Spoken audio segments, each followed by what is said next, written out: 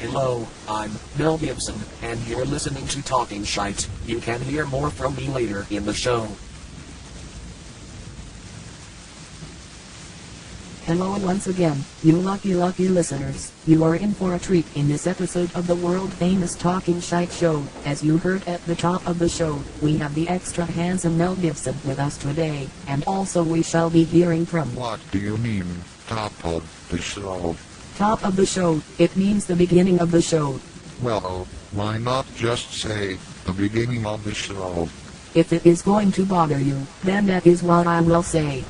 No, if that's how you want to say it, then go ahead. Are you sure?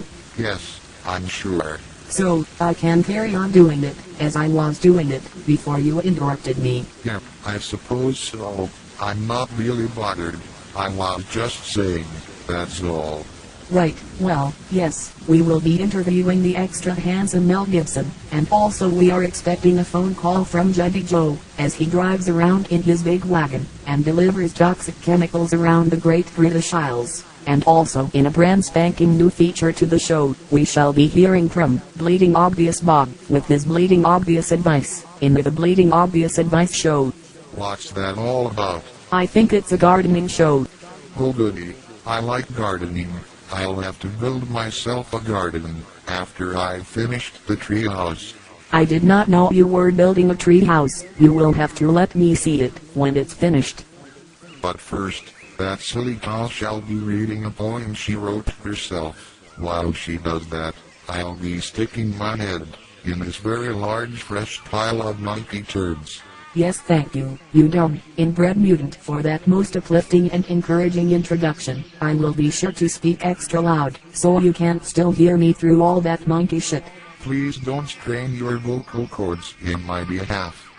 Well, I hope you like it. It is the first poem I have written myself, and I am rather nervous about reading it to you all for the first time.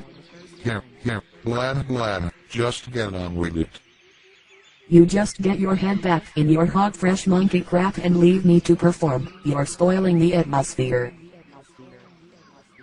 Well, here goes.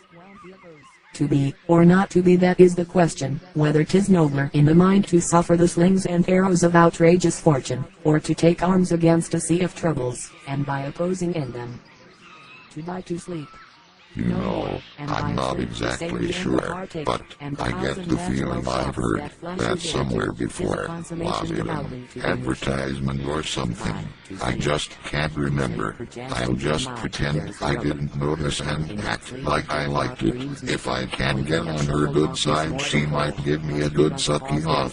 I reckon she wants to. All this pretending she hates me. She's just scared of admitting her undying love for me. Yep, that sounds about right to me. I'll let her suck me off, while I rub some of this monkey poo in her hair. Yep, she'll like that. All girls like that. I reckon that'll be a proper turn on for her.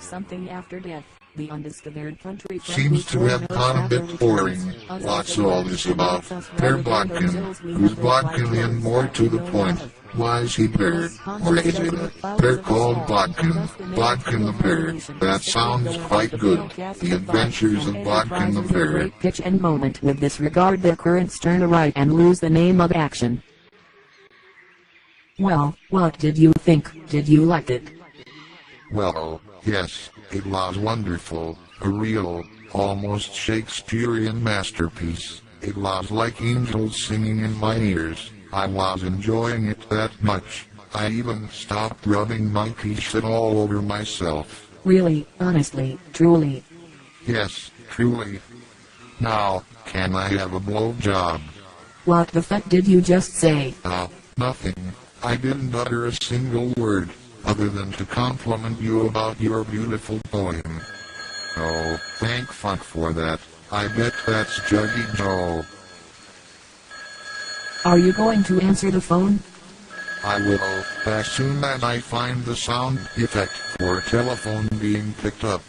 I looked high and low for it this morning, but I couldn't find it. Well, you had better answer it anyway, or he may hang up, and you do not want to piss him off. It cost a fortune to get him on the show. How much did he cost? He wanted 2 pounds of extra